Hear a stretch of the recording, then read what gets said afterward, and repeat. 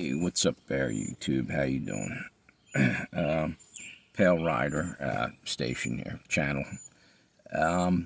Sitting in my car, sitting out in a nice shade of a tree that's on the lawn right in front of me, and I'm looking at it and thinking, just quietly, just chilling. I guess wouldn't call it meditating, but thinking about things. And I was actually looking in the Bible a little earlier today. I got my Bible with me and just trying to get in a relaxed mode. And I started pondering something. People talking about how evolution, how people came out of monkeys and this and that. Okay, and I'm looking at this tree, which is ironic because it reminds me of a family tree or something. You know, the whole thing that I'm talking about, origins of where we came from. And I'm looking at this thing. And matter of fact, what I'm going to do, I'm going to turn my camera around. It's right in front of me so you guys can see it. I got my phone propped up in the car here. And I'm looking at this thing, and it's got all these little weird, the bark on it is incredible. Like it's got little gullies. It looks like what do you call that? Topographical map or something of a mountainous area. There's all crevices and little areas, and in there, what I'm thinking is probably literally, what would you call it? A microcosm, a micro biosphere in a sense. There's probably life in them little things. Well, let me just show you what I'm talking about, so you know. So it's already going to be kind of off the hook. Hang on one second. Okay, this is what I'm talking about. See that tree? It's crazy, the bark on that, if you ever just look at it and check it out. How did that happen? That just didn't just happen. That was in God's design. And God designed it like that for some reason. But what I think is literally he's feeding other animals. In other words, not just protecting the tree, but there's so much more going on there that we don't even get it.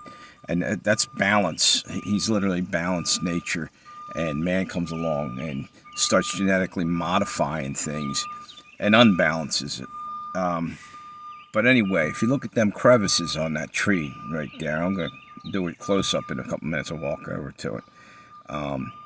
They probably get water. Water runs down that when it rains, and maybe a little bit of moss grows in there, micro algae and whatever, and gnats or whatever fly around in there, and all that acts as food for a whole nother, slightly bigger set of insects. There's probably worms that are underneath the tree bark, and what do you call them, grubs and whatnot, termites and things that feed off of all that. And then the next biggest animal, like a bird, comes and eats them. A woodpecker goes underneath the bark. It feeds the woodpecker. The woodpecker flies away. Goes to the bathroom, and that's fertilizer. Other birds are eating from the leaves and eating seeds, and same thing. They're flying around and spreading that. Now, there's no way all this just happened to come out of nothingness with no creator. For instance, if man were to, come out of monkeys or whatever they want to claim, first it was algae in a pond, and the lightning hit it, and it, gave it the spark of life, and whatever story they want to tell you, it had to be creation. Because where did grass come from? What did that, somewhere along the line there had to be grass seed or something to cause it to grow. If you think slow and hard on this stuff, just get in a relaxed state of mind, you'll start to see that we're told things and we accept them at face value. Like we're not intelligent enough to do our own research and our own thinking and try to figure things out. They don't want you to figure things out in this world.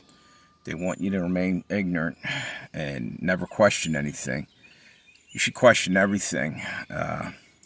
That's how you get discernment, whether God's talking to you or the devil. You know, that's how you know whether, you know, what's going on in the world. You know, so you don't fall into the snares and traps. So anyway, to get back to what I was talking about,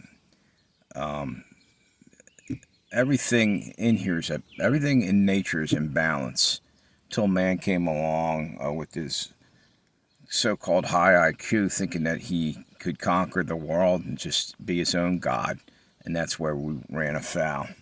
That's when everything got out of balance. You don't see dogs or cats or birds or anything trying to master their environment. They're living in harmony with it.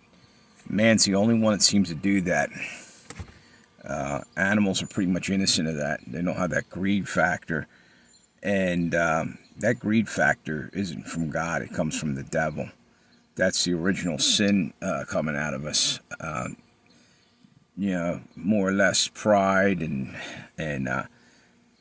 you know, basically thumbing your nose at God and going on your own way. Because in a sense, you know, the whole Adam and Eve story where Eve eats the apple, and I know it's probably symbolic. I don't know what kind of fruit, if it was or was it forbidden fruit, were they told not to do something else and they did it anyway. Who knows whether that was an allegory, I guess you call it. The point being is that with the whole eating the apple, she thumbed her nose at God. She said, forget it, I'm going to do what I want. And they blame it on the snake, but we all have the right and wrong in our head. We know what's right and we know what's wrong. And ultimately, it was the temptation that took her down. But you have to be stronger than the temptation. But anyway, see, I'm drifting in a whole other thing that ran across my mind earlier. What I want to do is I'm going to walk out here. I'm going to take this phone and show you just how miraculous life is with you know, everything down to the microscopic. That didn't just happen. No way. There's a creator, one incredible, unbelievable creator. There's no words that it doesn't even scratch the surface. But let me go take this over and I'll show you something. Watch. Okay.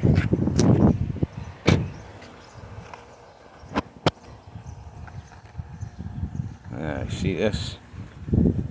If you look close enough, I don't know if you can see that. Looks like there's like I said, little bits and pieces of microscopic moss growing in there, and places for bugs and weevils and things that hide in there. And this looks like it might have sap or something running down it, which feeds ants. I just saw an ant roll on there. But all that's an ecosystem. And down here you got a whole nother, got lichen type of fungus, parasitic fungus, and then you got moss. So all that stuff is balance of nature. And once you start playing around and genetically modifying plant life and everything else, that's just spitting in God's face or mocking God. Everything was set up for a reason. Even the Indians believed what I'm saying in a sense. They might have had a different vision of it, but they always paid homage to a higher power that gave them everything. We don't do that anymore. We don't pray to God enough because we think we are gods. And maybe not in the front of our mind, but somewhere in the back of our minds. We don't want to have to answer to any higher power. But anyway, I'm going to end it there. Think about all that. And I'll be back maybe later today. Here you go. There's a blue jay up in the tree, right on the wire there. As if God just sent him over so I could talk about him. Neat looking bird. I hope you can see that. Where's he at? He's on that wire. I don't know if you can see him. Oh, he jumped over. All right, well, have a good one, YouTube.